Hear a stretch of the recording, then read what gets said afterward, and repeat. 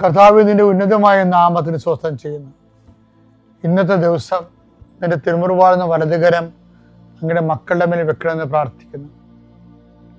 കർത്താവ് അങ്ങയുടെ മക്കളുടെ യാത്രകളെ ആശീർവദിക്കണമേ. ഇന്ന് എവിടെയെല്ലാം യാത്ര ചെയ്യുന്നു അവരെല്ലാം ആരോഗ്യത്തോടെയും ഒരു അപകടവുമില്ലാതെ അവിടെ മുടിനാറിന് പോലും കേടില്ലാതെ തിരിച്ചു വരാൻ മാതാവിൻ്റെ മധ്യസ്ഥത്തിൽ യേശുവിൻ്റെ നാമത്തിൽ നിങ്ങൾ ആശീർവദിക്കപ്പെടട്ടെ. കർത്താവെ, ഞങ്ങൾ ഉപയോഗിക്കുന്ന വാഹനങ്ങൾ സ്വന്തമായാലും പബ്ലിക്കായാലും കർത്താവിൻ്റെ നാമത്തിൽ ഞാൻ ആശീർവദിക്കുന്നു. നിങ്ങൾ പോകുന്ന പണിപ്പാടുകൾ, ജോലി ചെയ്യുന്ന ഇടങ്ങൾ, ഓഫീസാകാം, ആശുപത്രിയാകാം, കണ്ടുമുട്ടുന്ന വ്യക്തികളെ, നിങ്ങൾക്ക് കുറച്ച് പ്രയാസം ഉണ്ടാക്കുന്ന വ്യക്തികൾ,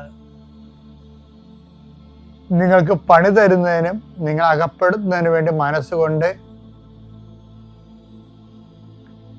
വക്രത കാണിക്കുന്നവർ, അവർ കർത്താവിൻ്റെ നാമത്തിൽ ബന്ധിക്കപ്പെടട്ടെ.